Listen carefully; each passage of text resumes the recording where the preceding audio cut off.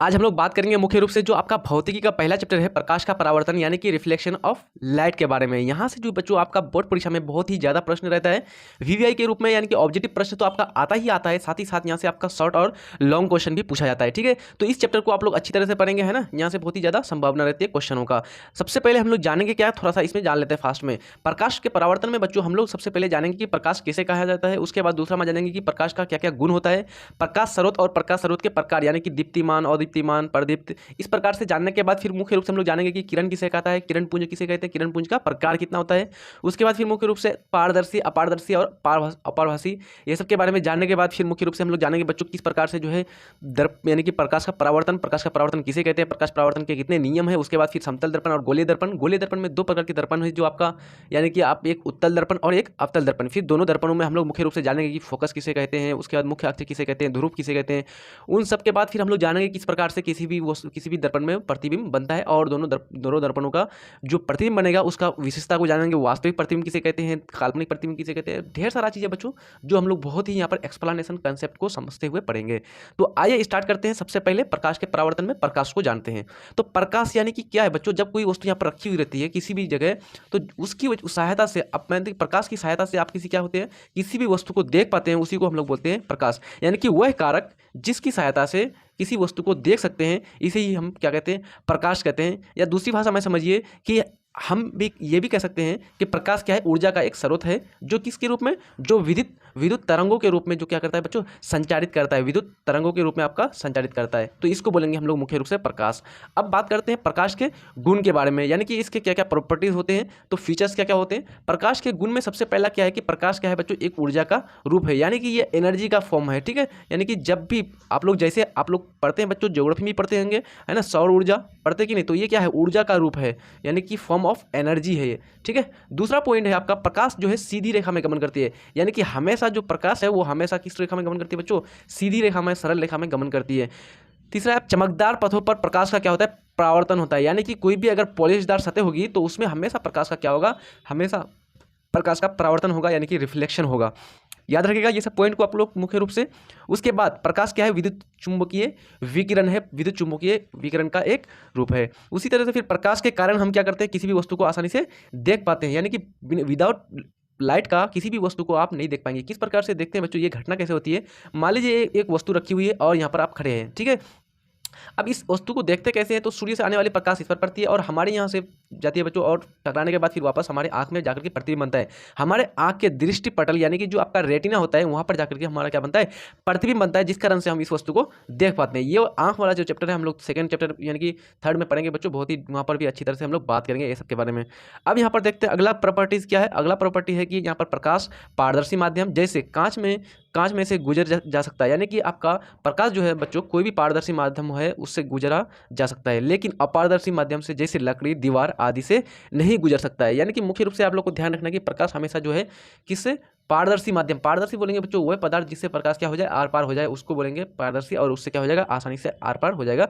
जैसे कांच है ना, कोई भी कांच है पूरा प्योर, तो उससे क्या हो जाएगा, प्रकाश आर पार हो जाएगा। लेकिन वहीं पर अगर कोई अपारदर्शी वस्तु रख दें, यानी कि जिससे प्रकाश आर पार नहीं जा सके, जैसे एक किताब को रख देंगे बच्चों, तो पुस्तक को रखने पर या मेज रखने पर दीवार जो है ये सब क्या करता है, प्रकाश को अपनी तरफ से पार होने नहीं देता है। ठीक है, तो ये सारा आपका प्रॉपर्टीज हो जाएगा। मुख्य रूप से यहाँ पर ऑब्जेक्टिव के रूप में आपका पूछा जाता है कि प्रकाश किसका रूप है, ऐसे दे देगा आपको, ऊर्जा का रूप है, और अलग अलग आपका 4 ऑप्शंस दे देंगे। तो मुख्य रूप से आपको ध्यान रखना है कि प्रकाश जो है क्या है, ऊर्जा का रूप है। उसके बाद जो है यहाँ से ऑब्जेक्टिव बनता है कि प्रकाश कैसी रेखा में गमन करती है, टेढ़ी मेढ़ी रेखा, जिगजैग पथ, या फिर आपका स्ट्रेट लाइन यानी कि सरल रेखा। तो इस तरह से आपको याद रखना कि हमेशा सरल रेखा यानी सीधी रेखा में गमन करती है।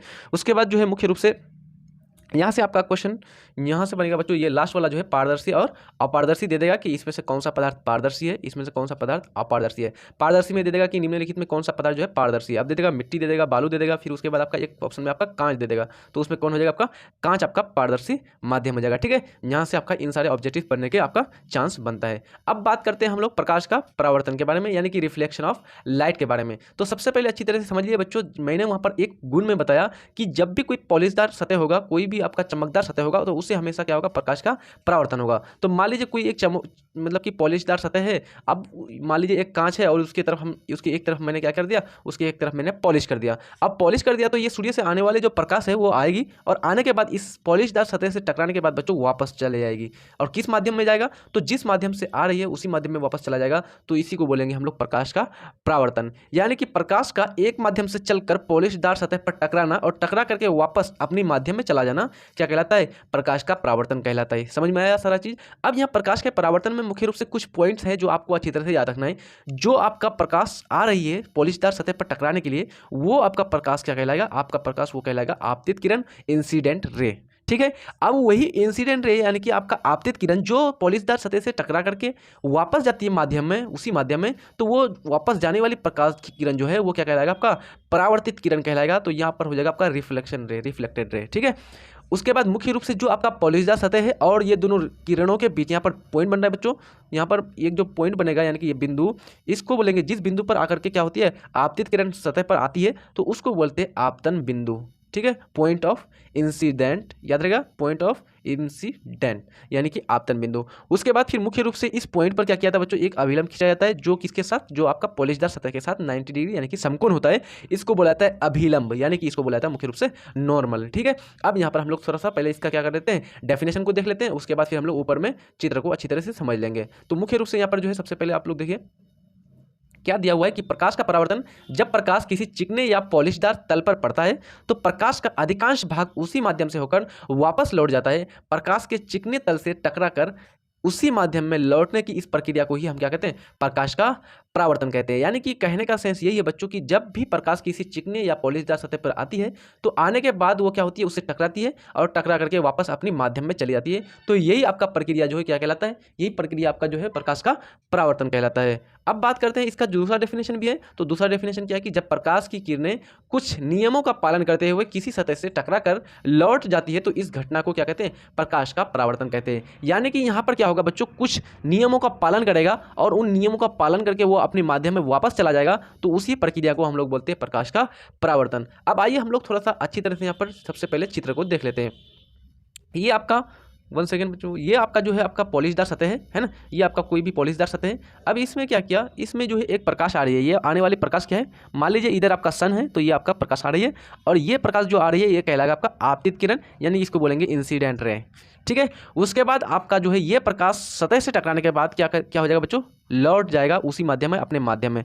तो इस वापस जाने वाली किरण को बोलेंगे परावर्तित किरण यानी कि रिफ्लेक्टेड रे। ठीक है। उसके बाद अब इस पॉइंट को क्या बोलेंगे, तो जिस पॉइंट पर आपतित किरण सतह पर आकर के टकराती है उस पॉइंट को बोलते हैं आपतन बिंदु। कौन सा बिंदु बच्चों, आपतन बिंदु, पॉइंट ऑफ इंसिडेंट। अब इस बिंदु पर सतह के साथ एक लंब खींचा जाता है बच्चों, इसको बोला जाता है अभिलंब, इसको बोला जाता है नॉर्मल, इसको एन से डिनोट किया जाता है। ठीक है। अब दूसरा दो चीज़ है मुख्य रूप से इंपॉर्टेंट कि आपतित किरण और अभिलंब के बीच का कोण क्या कहलाता है, आपका आपतन कोण कहलाता है, यानी कि इसको बोलते हैं इंसिडेंट, एंगल ऑफ इंसिडेंट। ठीक है। आपतन कोण यानी कि इसको आई से डिनोट किया जाता है। दूसरा है परावर्तित किरण और अभिलंब के बीच का जो कोण बनेगा बच्चों मुख्य रूप से उसको बोलेंगे परावर्तन कोण यानी कि एंगल ऑफ रिफ्लेक्शन।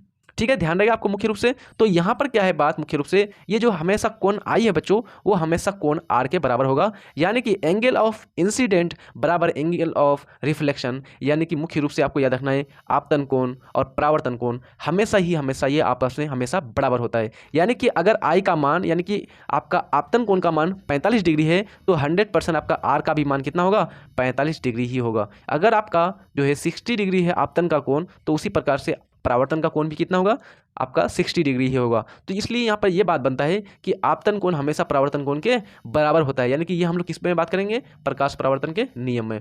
अब देखिए यहाँ पर प्रकाश परावर्तन के नियम इंपॉर्टेंट, बहुत ही इंपॉर्टेंट है, आप लोग जल्दी से नोट कर लीजिए इसको या फिर आप लोग स्क्रीनशॉट खींच लीजिए। कम से कम ये प्रश्न आपका 5 से 6 बार बोर्ड परीक्षा में पूछा हुआ प्रश्न है। ठीक है। तो इस यहाँ से प्रश्न आपका आना है, ऑब्जेक्टिव के रूप में हो या फिर आपका 2 नंबरिया के रूप में हो। तो प्रकाश क्वेश्चन दे देगा सीधा प्रकाश परावर्तन के नियमों को लिखें या फिर बोले सीधा देगा कि प्रकाश के परावर्तन आप क्या समझ समझते हैं। ऑब्जेक्टिव के रूप में बन जाएगी प्रकाश का परावर्तन के कितने नियम, 1 2 3 4 इस प्रकार से दे देगा। यहाँ से ऑब्जेक्टिव या आपका दे देगा कि इसमें से कौन सा जो है फॉर्मूला ठीक है, कौन आई बराबर कौन आर, इस तरह देगा, या फिर कौन आई जो होता है कौन आर से बड़ा होता है, या फिर कौन आई जो है आपका आर कौन आर से छोटा होता है, इस प्रकार से दे देगा। आपका ऑब्जेक्टिव यहाँ पर बनने की चांस ज़्यादा बन जाता है। तो पहला आपका परावर्तन का पहला नियम है आपतित किरण, परावर्तित किरण और अभिलंब तीनों एक ही तल में होता है। अब देखिए यहाँ पर समझने का प्रयास कीजिए बच्चों, यानी कि जो आपतित किरण होती है और जो परावर्तित किरण होती है ये और अभिलंब, यानी कि जो भी आपका सतह पर खींचा हुआ नॉर्मल होता है बच्चों, अभिलंब, ये तीनों किस में होता है, तो तीनों एक ही तल में होता है। और वो एक तल कौन सा है बच्चों, वही आपका पॉलिशदार यानी कि चिकनी सतह है आपका, है ना। देख रहे हैं यहाँ पर सारा जो है ये तीनों आपतित किरण, परावर्तित किरण और अभिलंब तीनों इसी तल में है कि नहीं।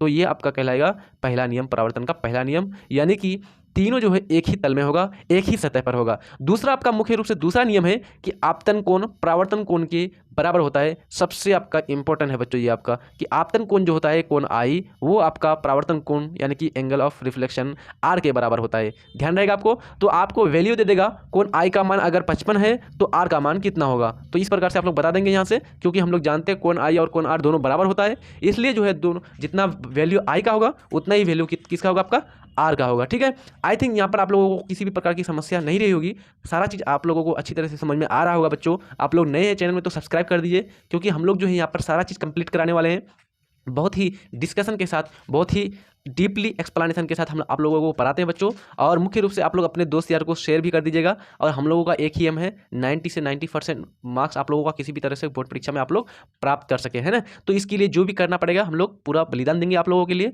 आप लोगों को टेंशन नहीं लेनी है। और बच्चों आप लोग जाकर के चैनल में देख सकते हैं, सारा आपका सिलेबस कंप्लीट कराया जाएगा, सारा सब्जेक्ट यहाँ पर पढ़ाया जाता है, आपको किसी भी प्रकार की आप लोगों को दिक्कत नहीं होने वाली है।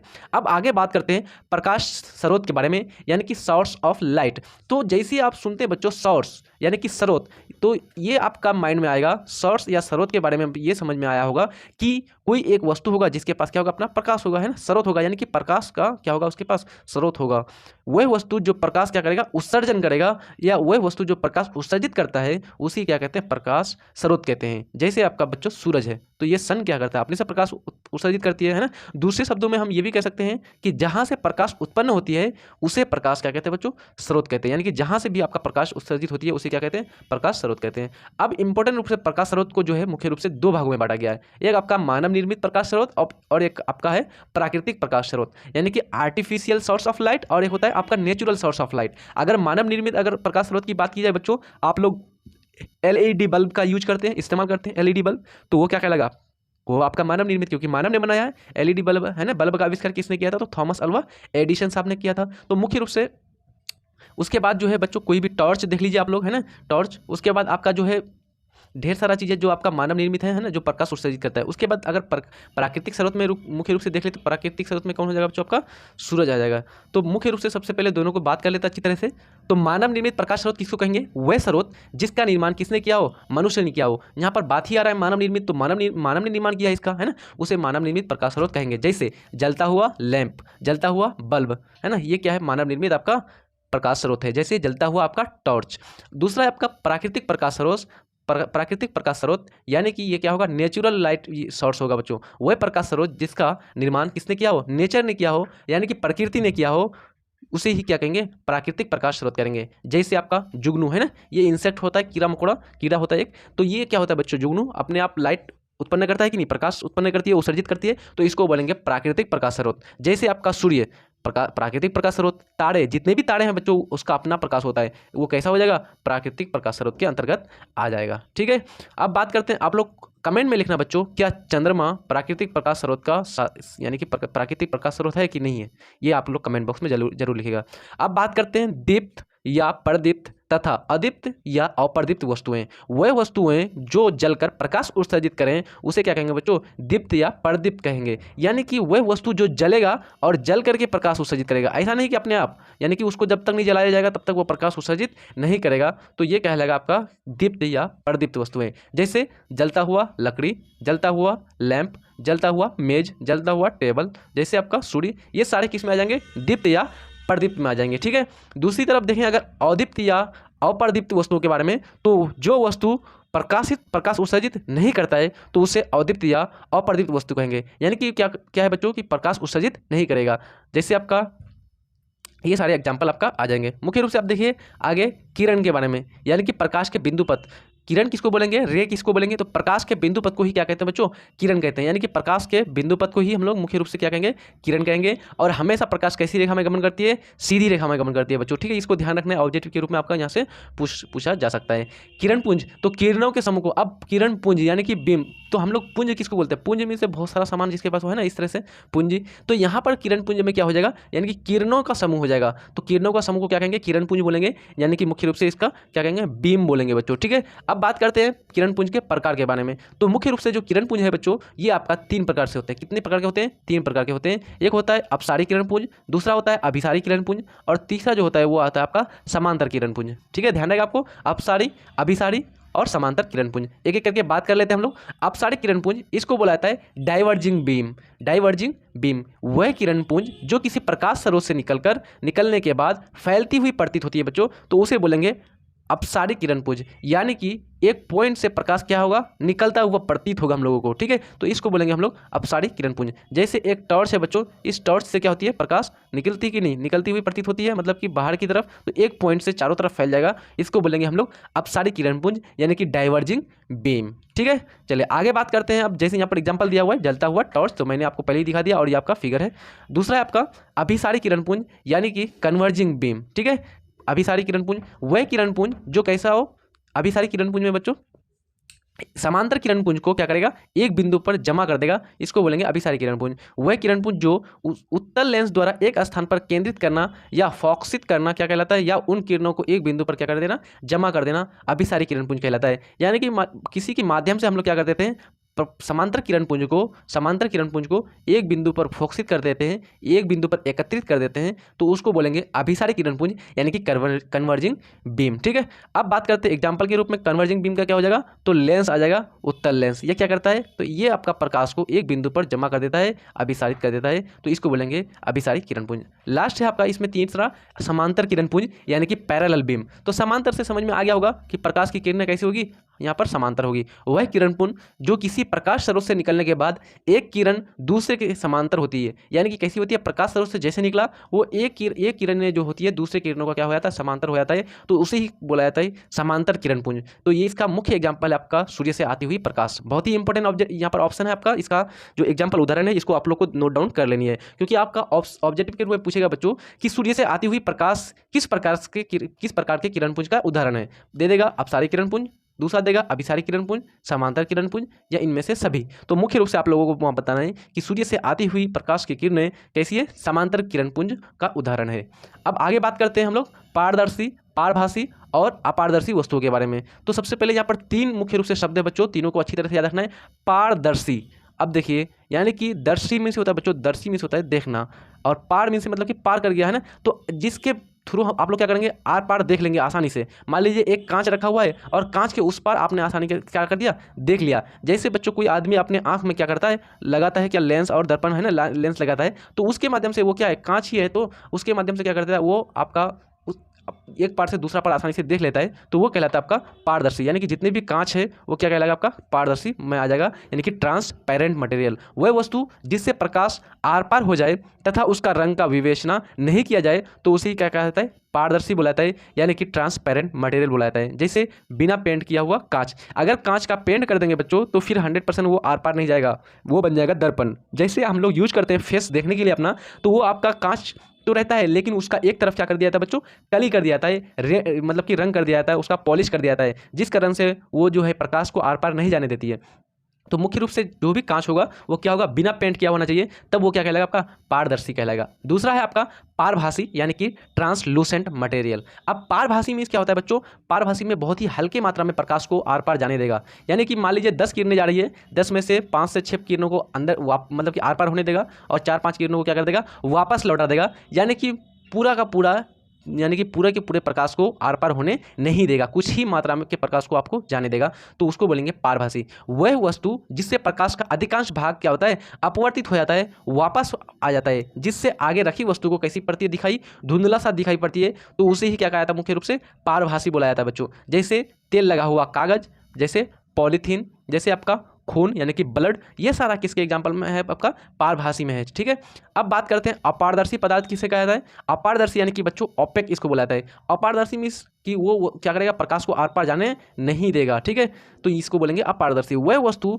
जिस पर प्रकाश पड़ने से प्रायः संपूर्ण प्रकाश को परावर्तित कर देती है, यानी कि संपूर्ण किसी भी जो है प्रकाश की किरण को क्या करती है, जाने नहीं देती है बच्चों, उसको बोलेंगे अपारदर्शी। जिससे वस्तु का संपूर्ण वर्णों का क्या होता है, आभास होता है, उसी क्या कहते हैं, अपारदर्शी वस्तु कहते हैं। और यहाँ पर इसी अपारदर्शी वस्तु का क्या बनता है बच्चों, प्रतिबिंब बनता है। किस प्रकार से प्रतिबिंब बनता है आगे मैं बताऊंगा भी। जब वो प्रकाश को जाने नहीं देगा तो यहाँ पर प्रतिबिंब बन जाएगा, यहाँ पर प्रतिबिंब का निर्माण हो जाएगा। इसका एग्जाम्पल में जैसे आपका घर, जैसे मिट्टी, दीवार, पुस्तक, टेबल, मेज, ये क्या करता है, ये प्रकाश को आर पार जाने नहीं देगा। तो यहाँ पर हम लोगों ने 3 चीज़ों के बारे में मुख्य रूप से देख लिया। पहला में देखा पारदर्शी। पारदर्शी में आप लोगों को याद रखना है मुख्य रूप से क्या बच्चों, बिना पेंट किया हुआ कांच। दूसरा है आपका पारभासी। पारभासी में मीन्स क्या होगा, कुछ भाग को जाने देगा, कुछ को क्या कर देगा, अपवर्तित कर देगा। जैसे तेल लगा हुआ कागज, जैसे घिसा हुआ कांच, जैसे आपका ब्लड, ये सारा क्या हो जाएगा आपका पारभासी में आ जाएगा। तीसरा में मैंने बताया अपारदर्शी पदार्थ, यानी कि उससे क्या होगा, प्रकाश की किरण को संपूर्ण परावर्तित कर देगा, यानी साफ जाने ही नहीं देगा, इसको बोलेंगे अपारदर्शी पदार्थ। जैसे पुस्तक, मेज, घर, मिट्टी, दीवार, ये सारे किस में आ जाएंगे, तो ये सारे अपारदर्शी यानी कि ओपेक मटेरियल में आ जाएंगे।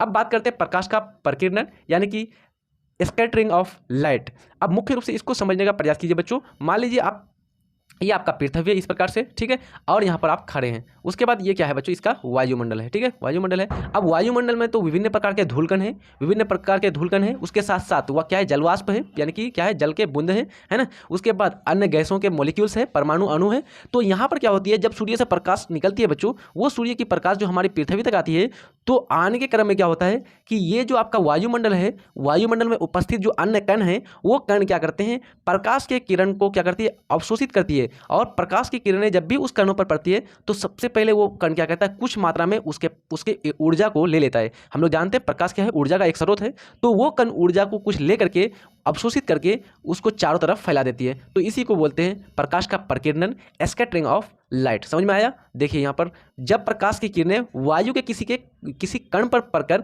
चारों ओर फैल जाती है तो इस घटना को ही क्या कहते हैं, प्रकाश का प्रकीर्णन कहते हैं। ये आपका देखिए कोई भी वायु का कण है या धूल कण है या जलवाष्प का कण है, इस पर क्या पड़ रही है, white light. White light means बच्चों सूर्य की प्रकाश की किरण। ठीक है, एक ही जो है इसका मुख्य रंग होता है, मुख्य कलर जो होता है इसका श्वेत होता है। ठीक है, अब ये प्रकाश जब पड़ेगा इस वायुमंडलीय कण पर तो ये क्या करता है, सबसे पहले कुछ मात्रा में ऊर्जा को अवशोषित करता है और उसके बाद ये चारों तरफ उसको क्या कर देती है, फैला देती है, बिखेर देती है। तो इसी प्रक्रिया को बुलाया था मुख्य रूप से प्रकाश का प्रकीर्णन। अब जो ये आपका जो कण प्रकाश को प्रकीर्णित कर रहा है, फैला रहा है बच्चों, उस प्रकाश को, उस कण को बुलाया था मुख्य रूप से एटमॉस्फेरिक पार्टिकल यानी कि वायुमंडलीय कण। ठीक है, अब बात करते हैं प्रतिबिंब के बारे में। तो प्रतिबिंब जो है बच्चों इमेज, यानी कि प्रतिबिंब का इंग्लिश क्या होता है, इमेज। तो जब भी कोई मान लीजिए ये आपका कोई बिंदु स्रोत है, कोई एक बिंदु स्रोत है जहाँ से क्या होती है बच्चों, प्रकाश की किरणें निकलेगी। अब ये प्रकाश की किरणें निकल करके सामने कोई दर्पण है, कोई भी दर्पण है, सिंपल मिरर हो यानी कि समतल दर्पण हो या उत्तल हो या अवतल हो।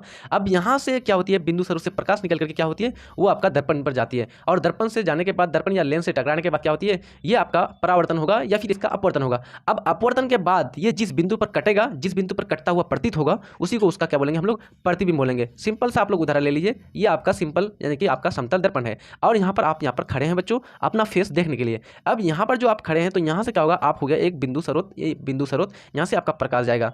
प्रकाश जाने के बाद क्या होगा, सबसे पहले इससे टकराएगा और टकराने के बाद ये वापस आएगा बच्चों। फिर उसके बाद किसी अलग पार्ट से आपका क्या होगा, प्रकाश की किरणें जाएगी और जाकर के फिर टकराएगी और उसके बाद आपका ये दोनों प्रकाश की किरणें जहाँ पर कटेगी उसी से क्या होगा, प्रतिबिंब का निर्माण होगा। उसी को बोलेंगे हम लोग प्रतिबिंब यानी कि इमेज। जब किसी प्रकाश बिंदु स्रोत से आती हुई प्रकाश की किरणें दर्पण से परावर्तन या लेंस से अपवर्तन के बाद जिस बिंदु पर मिलती है या मिलती हुई प्रतीत होती है तो उसे उस बिंदु स्रोत का क्या कहता है, प्रतिबिंब कहता है। याद रहेगा आपको, यानी कि याद रखिएगा कि जब किसी बिंदु स्रोत से आती हुई प्रकाश की किरणें किसी दर्पण या लेंस से परावर्तन या अपवर्तन के बाद जिस बिंदु पर कटती है या कटती हुई प्रतीत होती है या फिर जिस बिंदु पर मिलती है या मिलती हुई प्रतीत होती है, उससे उस बिंदु स्रोत का प्रतिबिंब यानी कि इमेज कहा जाता है। ठीक है, बहुत ही सिंपल सा डेफिनेशन है आप लोगों को।